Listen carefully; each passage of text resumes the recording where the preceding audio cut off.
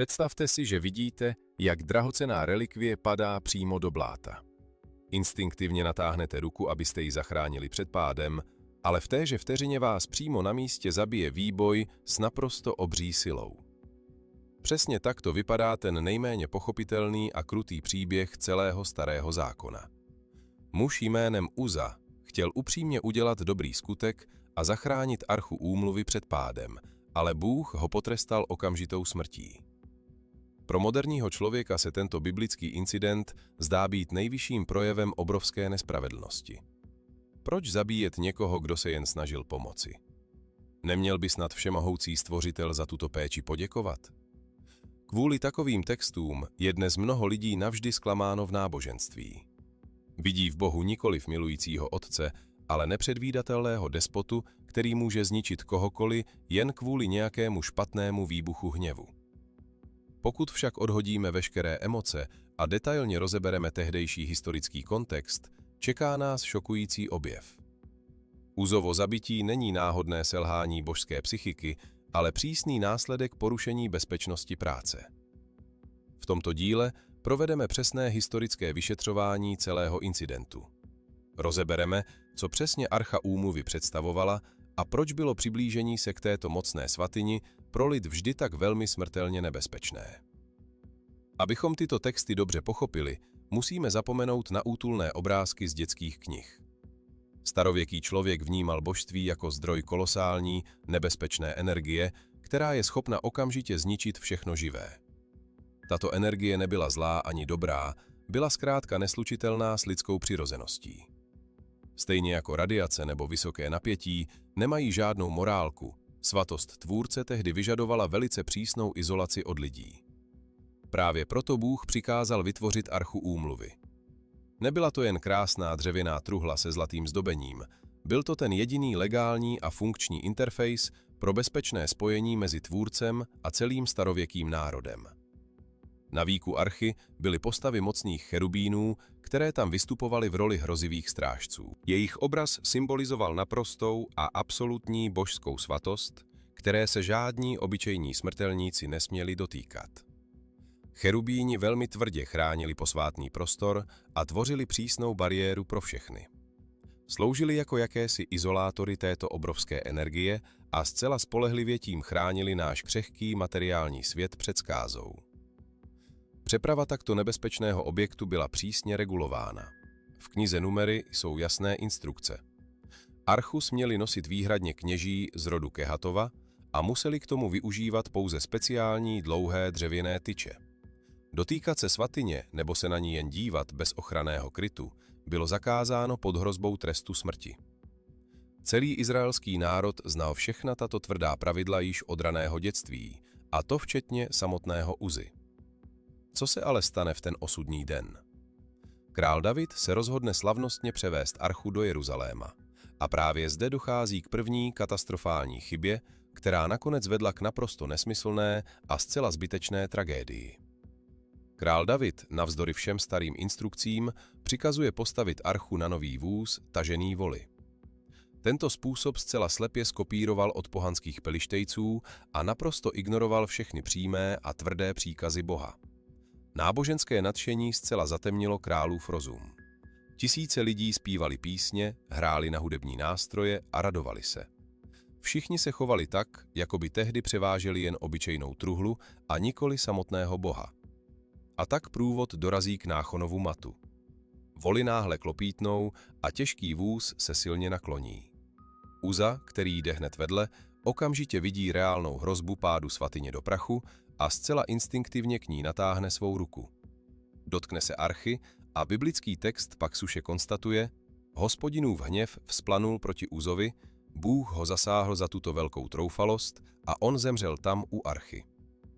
Slavnost se v jediné vteřině změnila v pohřební smutek. David byl v šoku a silném hněvu. Vyděsil se této zdrcující síly a odmítl vést archu dál.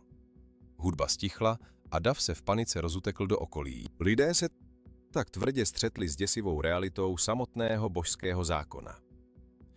V další části detailně zanalyzujeme motivy samotného Uzy. Dozvíte se, proč jeho čin ve skutečnosti nebyl tak ušlechtilý, jak se dnes může zdát, a jakou smrtelnou iluzi choval ve své vlastní mysli vůči Stvořiteli. Abychom plně pochopili skutečné příčiny této biblické tragédie, musíme detailně prostudovat životopis mrtvého. Uza nebyl jen náhodný kolem jdoucí nebo nevinný divák, který archu viděl poprvé ve svém životě. Text uvádí, že svatyně byla v domě jeho otce Abínádaba po dlouhých 20 let. Uza vyrostl vedle tohoto mocného artefaktu, zvykl si na jeho každodenní přítomnost a postupně k němu přestal cítit posvátný třas. Zde se skrývá první a nejnebezpečnější psychologická past pro každého věřícího člověka. Je to fatální iluze všednosti, kdy se velká božská svatost postupem času pomalu mění v pouhý obyčejný předmět interiéru. 20 let stála archa v jejich domě bez viditelných incidentů. Během této doby si mladý muž vytvořil falešný pocit kontroly a absolutního bezpečí vůči této naprosto kolosální a velmi mocné duchovní energii. Začal archu vnímat prostě jako cennou starožitnou truhlu pokrytou zlatem, kterou je třeba chránit před zloději.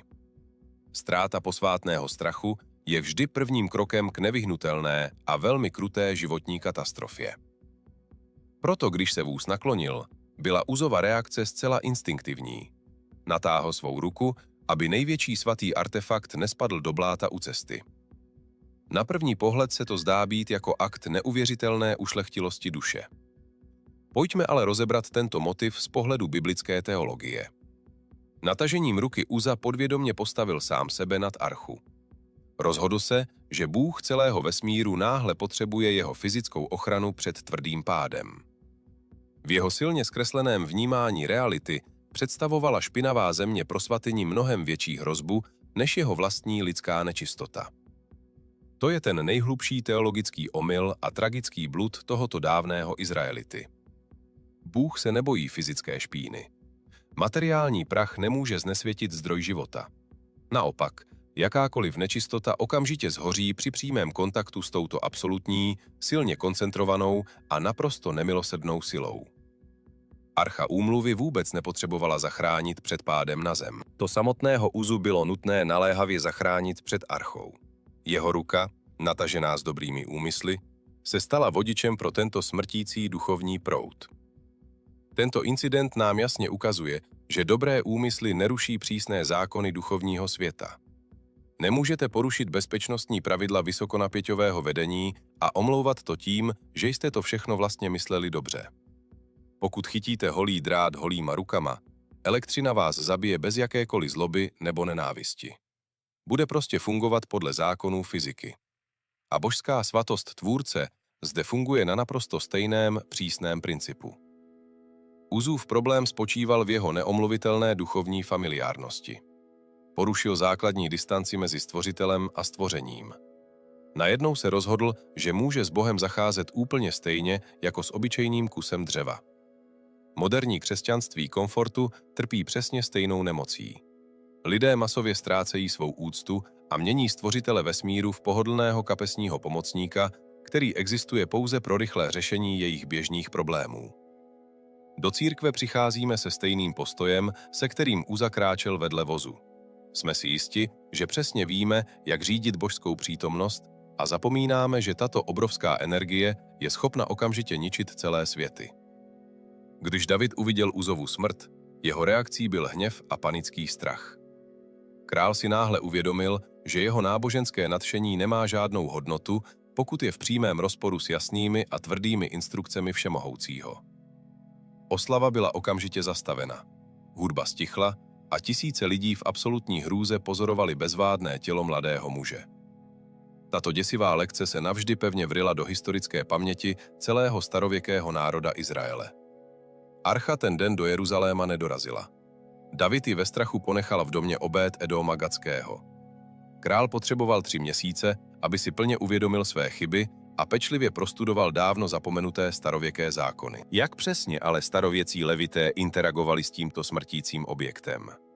Jaké složité bezpečnostní protokoly museli využívat, aby neuhořeli zaživa při každodenní obsluze této tajuplné svatyně v prostorách chrámu?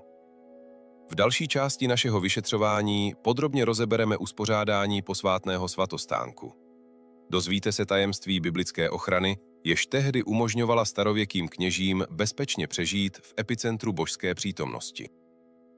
Abychom pochopili, jak starověcí levité přežívali po boku archy úmluvy, musíme prostudovat jejich přísné bezpečnostní protokoly.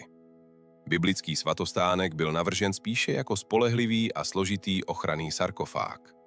Celá architektura této přenosné svatyně sloužila jedinému klíčovému cíli – dokonale izolovat smrtící energii Stvořitele od nedokonalých lidí.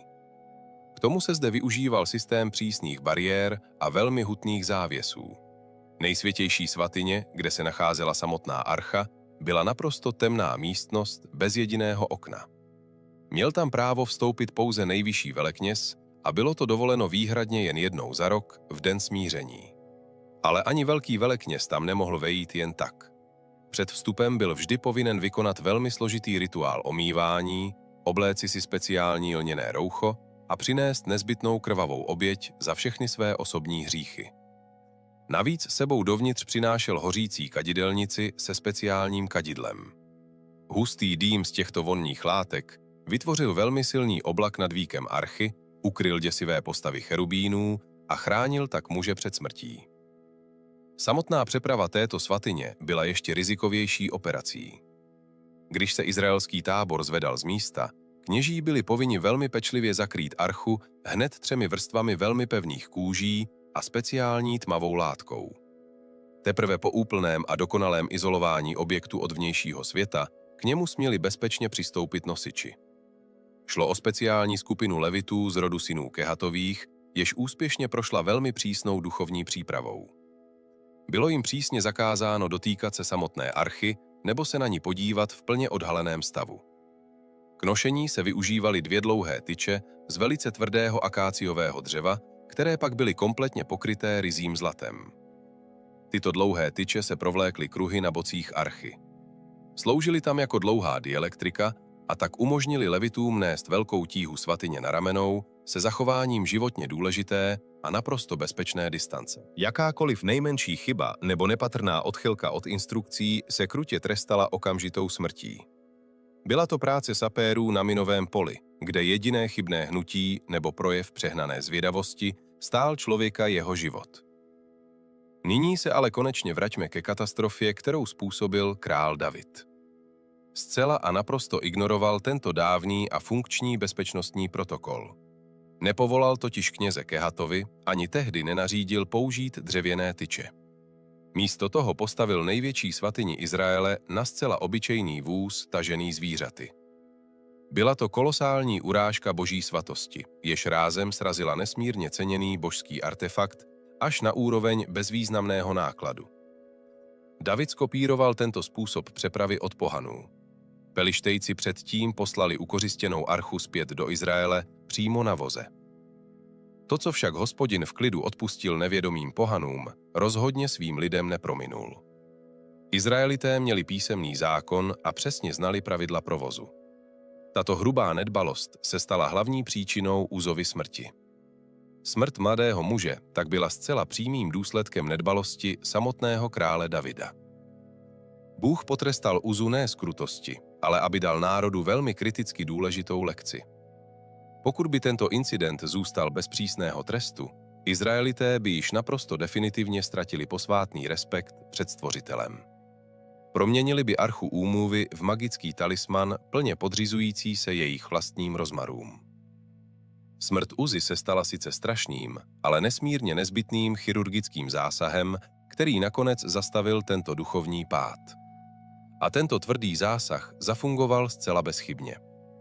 Král David zastavil procesí, ponořil se do studia textů Tóry a pochopil svou ohromnou chybu. 3 měsíce se pak archa nacházela uvnitř obyčejného domu prostého muže. Během této doby David plně přehodnotil svůj vztah ke službě. Zcela pochopil, že zkrátka nelze míchat pohanské tradice s uctíváním pravého Boha a že pouhé náboženské nadšení už nikdy nenahradí opravdovou poslušnost. Když král podnikl druhý pokus o bezpečný přesun archy do Jeruzaléma, učinil to už v přísném souladu s dávnými pokyny Mojžíše. Levité nesli svatyni na dlouhých tyčích a pečlivě zachovávali naprosto maximální opatrnost. Ale jak přesně se tato děsivá stará historie o Arše a mrtvém Uzovi vztahuje na nás dnes? V další části přeneseme tuto tvrdou biblickou lekci do reálií moderního světa a pak provedeme detailní duchovní diagnostiku. Příběh Uzovy smrti se nám dnes zdá být jen vzdáleným a krutým starozákonním mýtem. Pokud se ale pozorně podíváme na moderní křesťanství, uvidíme, že miliony lidí dnes a denně opakují tuto zcela fatální chybu. Žijeme v době naprostého duchovního komfortu a spotřebního vztahu k náboženství. Dávno jsme si zvykli uvažovat o Bohu jako o osobním psychoterapeutovi, který existuje výhradně jen pro náš vlastní duševní klid. Dnešní kultura nám vštěpuje obraz bezpečného a ochočeného stvořitele vesmíru. Prodávají nám myšlenku, že božské musí být vždy pohodlné, srozumitelné a musí se plně podřizovat našim pozemským touhám a potřebám. Ale tragédie u Archy úmluvy tyto iluze zcela rozbíjí. Slouží jako nemilosrdné zrcadlo pro každého věřícího. Jak spolehlivě zjistit, zda právě teď netrpíte Uzovým komplexem? Existují 3 velmi jasné symptomy. Prvním symptomem je naprostá ztráta posvátné úcty a duchovního třesu. Přicházíte k Bohu s naprosto stejnou každodenní náladou, s jakou jdete do supermarketu nebo otevíráte svou oblíbenou aplikaci v telefonu. Ve vašich modlitbách zní jen drzé požadavky, stížnosti na život a nekonečné seznamy přání. Úplně jste zapomněli, že se obracíte na stvořitele všech galaxií, jehož energie je schopna spálit úplně celý vesmír. Druhým symptomem je snaha plně kontrolovat božskou přítomnost. Vy, podobně jako Uza, podvědomě věříte, že Bůh silně potřebuje vaši aktivní ochranu, vaši osobní teologii nebo vaše naprosto správné bohoslužby. Jste upřímně přesvědčeni, že pokud nebudete zasahovat a říkat Bohu, jak přesně má jednat ve vašem životě nebo v církvi, pak se celý tento duchovní systém okamžitě zhroutí a spadne přímo do špíny u vaší cesty. Tato skrytá duchovní pýcha vás nutí odsuzovat jiné lidi, nálepkovat kacíře a agresivně bránit Boha v internetových sporech. Ale Všemohoucí rozhodně nepotřebuje žádné advokáty. On potřebuje pouze poslušnost. Třetím a tím vůbec nejnebezpečnějším symptomem je omlouvání hříchu dobrými úmysly. Uza porušil přísný zákon Tóry pod rouškou dobrého cíle. Dnes lidé porušují biblické principy pro mýtický mír a toleranci. Často omlouváme své lži, kompromisy se svědomím a odmítání pravdy tím, že prostě nechceme nikoho urazit. Jsme klidně připraveni obětovat božskou svatost jen kvůli zachování křehkého sociálního komfortu všech. Bůh však takové omluvy nepřijímá. Porušení duchovních zákonů vždy vede ke smrti, a to zcela bez ohledu na vaše vnitřní motivy. Nelze svévolně porušovat základní bezpečnostní pravidla a přitom doufat v milost. Příběh o smrti u Archy úmluvy je dnes takovou studenou a velmi vystřízlivující sprchou pro moderního člověka. Nutí nás sundat růžové brýle a uvědomit si plnou vážnost našeho vztahu s absolutní silou vesmíru. Milost nového zákona nijak neruší svatost Stvořitele. Kristus nám otevřel volný přístup do Boží přítomnosti, ale nedal nám právo měnit tuto svatou přítomnost na nějakou levnou frašku nebo náš pohodlný nástroj. Pokud jste u sebe objevili tyto symptomy Uzy, nesnažte se vůbec omlouvat dobrými úmysly. Prostě se zastavte jako král David a upřímně přiznejte svou osobní chybu. Katastrofa totiž začíná tam, kde mizí strach. Pouze tehdy, když vrátíme do svého srdce pravou úctu, budeme moci bezpečně interagovat s touto božskou energií. Poslušnost dávnému slovu vždy byla a neustále zůstává tím jediným spolehlivým štítem v duchovnu. A zde vyvstává ta nejdůležitější a paradoxní otázka. Pokud je svatost tak moc smrtící, jak vlastně může člověk přežít v boží blízkosti? Odpověď na tuto otázku je skryta přímo v konstrukci samotného víka Archy. Právě tam, přímo mezi 2 zlatými postavami děsivých cherubínů, se tehdy dělo něco zcela neuvěřitelného. Tam se smrtící božská spravedlnost setkávala s milostí, což dnes dává šanci na spásu celému lidstvu. V další, a tedy závěrečné části našeho vyšetřování, naplno odhalíme tajemství očišťující krve. Dozvíte se, proč pouze a výhradně tento prvek mohl zabránit naprosto okamžitému vyhlazení celého národa Izraele. Shrneme si výsledky a spojíme všechna historická, teologická a psychologická fakta. Získáte tak definitivní odpověď na palčivou otázku, jak přesně bychom měli zacházet s obrovskou silou Stvořitele v životě. V samém srdci svatyně, přímo na víku dřevěné archy úmluvy, se odehrávalo největší drama starověkého světa. Toto místo se v hebrejštině nazývalo kaporet, což se doslova překládá jako místo úplného vykoupení. Mezi zlatými postavami cherubínů se koncentrovala ta stejná smrtící energie Stvořitele. Kdyby Bůh z tohoto trůnu jen tak pohlédl na hříšný izraelský lid, jeho absolutní spravedlnost by všechny okamžitě zničila. Ale jen jednou ročně velekněz pokropil toto zlaté víko krví nevinného obětního zvířete. Tato krev vytvořila bezpečnou bariéru mezi nemilosrdným zákonem uvnitř archy a obyčejnými lidmi, kteří tento zákon porušují. Bůh se na svůj lid díval prismatem této prolité nevinné krve. Spravedlnost byla plně uspokojena, trest za hřích byl vykonán a ta původně smrtící energie absolutní svatosti se rázem proměňovala v obrovskou milost. Uza zemřel právě proto, že zcela ignoroval tento pevně stanovený systém vykoupení. Považoval totiž svou vlastní lidskou čistotu za naprosto dostatečnou pro takto přímý kontakt s absolutní svatostí Boha vesmíru. Tento fatální omyl ho tehdy stál život. Dnes plní roli této ochranné krve oběť Krista. Pouze ona nám dává zcela legální a naprosto bezpečné právo přibližovat se k trůnu našeho Stvořitele bez jakéhokoliv strachu. Tato velká milost by se však nikdy neměla měnit v naprostou svévoli. Musíme si pamatovat, že se obracíme k témuž Bohu, který kdysi okamžitě srazil Uzu. Jeho povaha se nijak nezměnila. Stále je to stravující oheň. Studium biblických textů prismatem historického a kulturního kontextu zcela ničí náboženské iluze. Spolehlivě nás zachraňuje před infantilním křesťanstvím, jež od Boha vyžaduje pouze nekonečné poskytování služeb. Příběh smrti u archy úmluvy nás učí naprosto zásadnímu principu. To skutečné duchovní zrání začíná až tam, kde se objevuje upřímná úcta a naprosto jasné pochopení vlastní lidské omezenosti tváří v tvář božství. Přestaňte se chovat ke Stvořiteli jako k obslužnému personálu. Sundejte si korunu, přestaňte vesmíru diktovat své vlastní sobecké podmínky a naučte se opravdu respektovat jasné duchovní zákony popsané v Bibli. Vaše víra se stane mnohem silnější, jakmile si plně uvědomíte skutečnou moc božské přítomnosti. Právě toto cenné poznání ničí levné manipulace a pokládá nesmírně pevný základ pro celý váš budoucí duchovní život.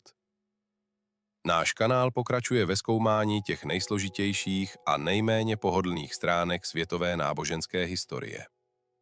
Očišťujeme starověké posvátné texty od staletých pohádek, abychom vám ukázali fakta v jejich čistotě. Napište do komentářů, jak jste dříve vnímali příběh o Uzovi. Považovali jste boží jednání za nespravedlivé před tímto rozborem? Váš upřímný názor je pro propagaci tohoto obsahu v algoritmech naprosto klíčový.